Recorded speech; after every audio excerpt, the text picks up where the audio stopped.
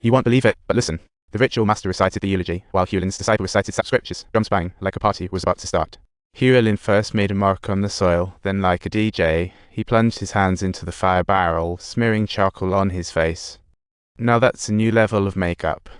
Hewlin kept mocking the 5 dead pigs to drive away evil spirits for the diggers, while the anxious Uljin acted like a foreman, watching the tomb nervously, afraid of any. Luckily, the diggers found the coffin lid after half an hour.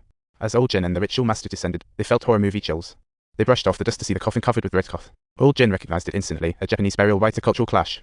Seeing the title of his grandpa written on the red cloth, Uljin's heart raced, realizing this was the beginning of a family. No wonder the employee was so rich. His grandpa was a WW2 traitor who sided with Japan. The family's unreliable reputation is well founded. Unveiling the cloth, they found the coffin made of fragrant wood, a VIP item for aristocrats' marvelous luxury. The process went smoothly, and Uljin sighed with relief. Seeing the coffin lifted, he tossed in a coin, a brilliant move. The coin bore the image of a great general, which Uljin used to suppress lingering spirits. He also warned everyone not to eat me today or face a great adventure. Just as they were about to leave, the greedy digger sneakily snuck down the pit, clearly coveting the relics. But just after a few digs, a snake with a long-haired appearance suddenly popped up, spooking him so badly that he instantly chopped it in half with his sword. Only Hyuli could hear the shriek, but she was baffled. She looked up to see clear skies turn ominous. Oh no, talk about the weather. After a brief wait, strong winds picked up, and just as the car descended the hill, it started pouring. In Korea, cremating in the rain is seriously a big deal. Talk about tradition. Uljin suggested storing the coffin in the morgue till good weather, a safe idea. Though wanting immediate cremation, the employer didn't want to jeopardize his family. He reluctantly followed Uljin talk about family ties. Later, the ritual master used his contacts to find a nearby private hospital. After a few red envelopes, the coffin went straight to the morgue. How funny.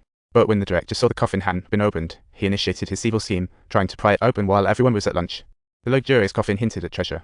As he pried it open, Hewling and his disciple returned to such as fate. They rushed to stop him, but it was too late. The old man's spirit burst forth like a wild horse breaking free. Charged with immense resentment, Hewley fainted at the door, a horror film scene. Just then, the employer's father, who was in the United States, happened to respond to the old man's summons.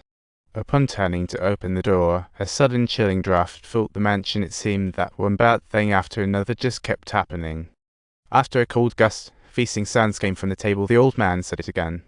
He felt a chill creeping up behind him as the old man silently hugged him from behind and abruptly plunged his hand into his chest. Such a scene is absolutely horrifying and chilling. Meanwhile, the daughter-in-law was waltzing with the TV, unaware the old man had taken over. What a terrifying dance party. The old man danced with the daughter-in-law first, then roughly pinned her to the ground and smothered her. Talk about a deadly dance. At this moment, Hewling woke up, just a nosebleed, no serious injuries, she can still fight through. Knowing the old man would definitely trouble the descendants, she decided to send Uljin to guard the employer at home. Meanwhile, she and the ritual master along with the disciple readied for action. She told the disciple to use a pine branch as bait. Once possessed, the ritual master would pull the secret book to capture him. With all set, Hewling banged drums and sang incantations. The disciple dropped the pine branch, signaling the old man's spirit had possessed him. Arch, why so fierce? Speak up. Are you the infamous old man? Let's settle all issues right here today. No running off to other places, okay? No mischief now. Taking me away? No way. Come on, let's chat and grab a bite.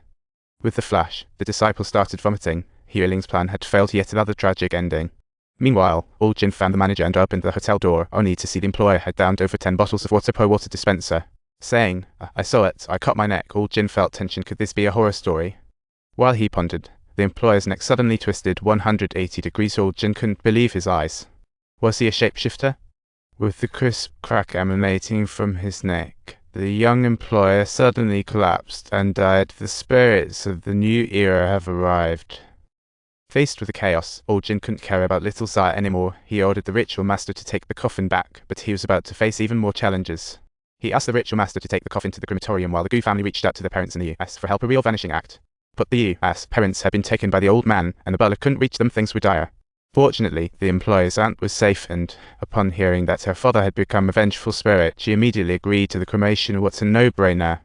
Meanwhile, the old man arrived at the hospital, ready to bother the only surviving descendant. What a timely attack. The infant's reading surged drastically. It was pure spirit possession. The coffin in Korea had already begun to be cremated, and the old man was about to go up in smoke, but the trouble was far from over. The digger who got bitten by the snake felt unwell upon returning home, a real nightmare.